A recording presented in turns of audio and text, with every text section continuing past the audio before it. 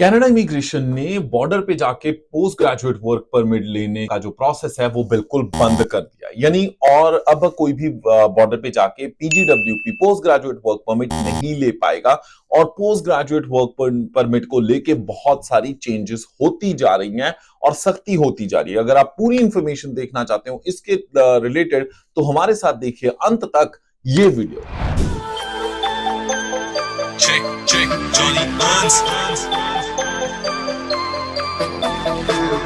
नमस्कार, आदाब, सत श्री अकाल, राम राम दोस्तों, मैं हूं जॉनी हंस और लेके हाजिर हूं आज की ये खास वीडियो। इस वीडियो में हम बात करने वाले हैं कि कनाडा इमिग्रेशन ने जो इंटरनेशनल स्टूडेंट्स कनाडा आ रहे हैं पढ़ने के लिए, वो जब पढ़ाई कंप्लीट करते हैं उनको मिलता है पोस्ट ग्रेजुएट वर्क परमिट। 1 साल की पढ़ाई के बाद 1 साल का और 2 साल की पढ़ाई के बाद 3 साल का वर्क परमिट मिलता है। ये स्टैंडर्ड चीज है, सबको पता है। अगर मास्टर्स करते हैं तो उस केस में हो सकता है 1 साल की पढ़ाई के बाद पूरे 3 साल का वर्क परमिट मिल जाए। और जो दोस्त इस वीडियो को पहली बार इस YouTube चैनल पे देख रहे हैं, मैं सबसे पहले अपना तारुफ करवा दूं जी। मेरा नाम है जॉनी हंस। मैं हूं एक पोएट, व्लॉगर और CICC सर्टिफाइड, ट्रेन्ड और लाइसेंस्ड इमिग्रेशन कंसल्टेंट। हमारी टीम सर्व करती है मॉन्ट्रियल से नॉर्थ बे से, होशियारपुर पंजाब और हिसार हरियाणा से। सबसे पहले बात करते हैं जी, ये जो लेटेस्ट अपडेट आज ही यानी 21 जून को आया है वो ये कि कनाडा इमिग्रेशन बंद कर रही है post graduate work permit flag polling के थ्रू। फ्लैग पोलिंग होता क्या है? असल में काफी देर पहले से कनाडा का ये सिस्टम चल रहा है कि अगर आपने कोई इमिग्रेशन से रिलेटेड काम करवाना है, इमरजेंसी केसेस, जल्दी के केस में, तो वहां पे आप बॉर्डर पे सीधा चले जाइए और वो जो 2-3 महीने लगते हैं नॉर्मल प्रोसेस को, वो आपका एक ही दिन में प्रोसेस कंप्लीट हो जाता है। इसी के तहत लोग, बहुत सारे जो स्टूडेंट्स कंप्लीट करते हैं, अगर उनको जल्दी वर्क परमिट चाहिए वो बॉर्डर पे चले जाते हैं। ऐसे ही जिनको जल्दी वर्क परमिट चाहिए LMIA बेस्ड, वो भी बॉर्डर पे चले जाते हैं। पर बॉर्डर पे जाना कितना सही है, कितना गलत, इस चीज को हम खोल के आपके साथ डिस्कस करते हैं।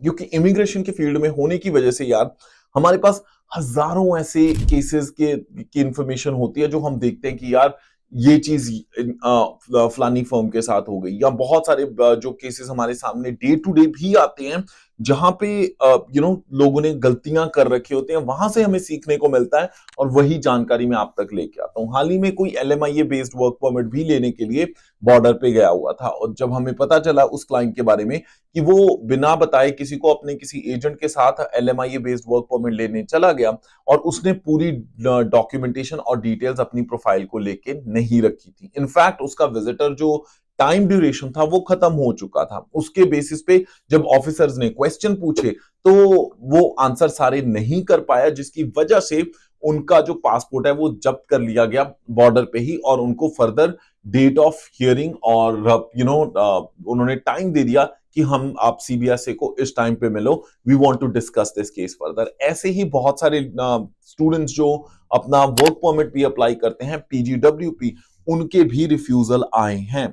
अब मैं आपको चीजें बताता हूं कि पहले से कनाडा इमिग्रेशन ने पोस्ट ग्रेजुएट वर्क परमिट यानी PGWP को लेके काफी सख्ती कर दी है। पहले हमने नहीं सुना था कि किसी का PGWP रिफ्यूज हो गया, पर आजकल ये चीजें सुनने में बहुत आ रही हैं और बहुत सारे कंसल्टेंट्स के पास ऐसे केसेस आ रहे हैं कि जहां पे post graduate work permit refuse कर दिया। खास करके मैं एक और चीज बताता हूं, अगर आपका नर्सिंग में, पर्सनल सपोर्ट वर्कर या फिर अर्ली चाइल्डहुड एजुकेशन जैसे जो फील्ड्स हैं, उनमें मेडिकल भी रिक्वायर्ड होता है। अगर आप अपना मेडिकल नहीं लगाते हो तो हो सकता है वो आपका जो वर्क परमिट है उसको रिफ्यूज कर दे। सो ये एक इंपॉर्टेंट चीज है जिसका पता होना जरूरी है।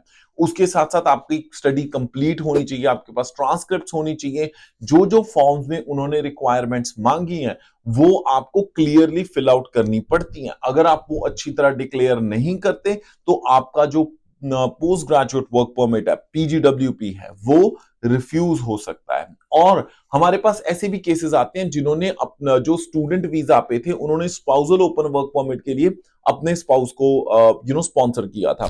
जनवरी में ये जो कनाडा इमिग्रेशन ने रूल लगा दिया था कि स्टूडेंट जो हैं कॉलेज के, वो अपने स्पाउस को नहीं बुला पाएंगे। पर जो नवंबर या उससे पहले भी फाइल्स लगी थी वो भी उन्होंने बहुत सारे लोगों की रिफ्यूज कर दी है। उस केस में आपके पास क्या ऑप्शन बचता है? उस केस में आप अपने स्पाउस को कनाडा बुलाने के लिए टूरिस्ट वीजा पे बुला सकते हैं और बहुत सारे केसेस में ऐसे टूरिस्ट वीजा अप्रूव हुए हैं। टूरिस्ट वीजा का भी मैं अपडेट आपके साथ शेयर कर देता हूं। हाल ही में जो इंडिया से टूरिस्ट वीजाज अप्रूव हुए हैं वो 12 से लेके 22 दिन के अंदर अंदर अप्रूव हुए हैं। तो ये डेफिनेटली एक अच्छा ऑप्शन है आपके पास। अगर आपका स्पाउस एलिजिबल नहीं है पर आपने अपने स्पाउस को मिलने कनाडा आना है तो टूरिस्ट वीजा एक अच्छा ऑप्शन है। अपनी ट्रैवल हिस्ट्री क्लियर डिक्लेयर कीजिए, फाइनेंशियल रिकॉर्ड दिखाइए, अपना ट्रैवल प्लान दिखाइए, हेल्थ प्लान दिखाइए और आपका टूरिस्ट वीजा जरूर लग जाएगा। पर ये सारे झंझट आप खुद नहीं करना चाहते तो हमारी टीम को याद कर सकते हैं, apply@checkcheckservices.com, apply@checkcheckservices.com।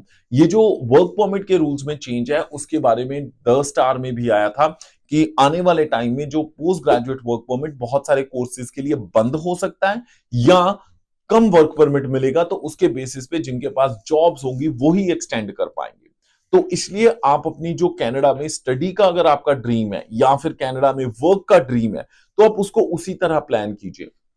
अब फिलहाल कनाडा इमिग्रेशन जो लोग यहां पे ऑलरेडी हैं उनको परमानेंट रेजिडेंसी देने के हक में बहुत ज्यादा है। बहुत सारे ऐसे प्रोग्राम्स हैं जिनको दोबारा रीओपन किया जा रहा है ताकि जो लोग ऑलरेडी कनाडा में हैं उनको परमानेंट रेजिडेंसी दी जाए। पर इसका मतलब ये नहीं है कि आप अगर दुबई, सिंगापुर, इंडिया, जापान किसी और कंट्री में हैं तो आप कनाडा के परमानेंट रेजिडेंट नहीं हो सकते, ऐसा नहीं है।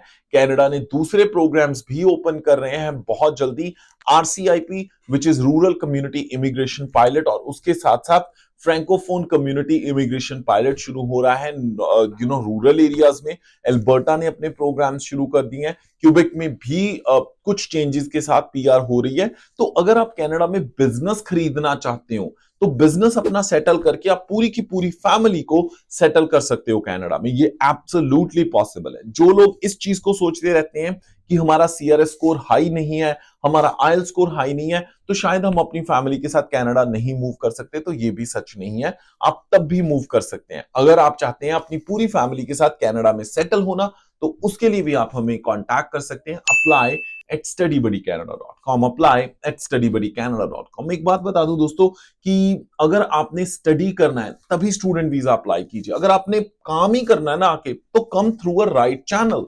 हो सकता है कि आप ऑलरेडी एलिजिबल हैं वर्क परमिट के लिए, हो सकता है कि आप डायरेक्टली पीआर के लिए एलिजिबल हैं, तो फिर क्यों मत्था मारना आपने स्टूडेंट वीजा के साथ। स्टूडेंट वीजा पे तभी आइए अगर स्टडी करनी है। स्टडी के लिए कांटेक्ट कीजिए apply@checkcheckservices.com।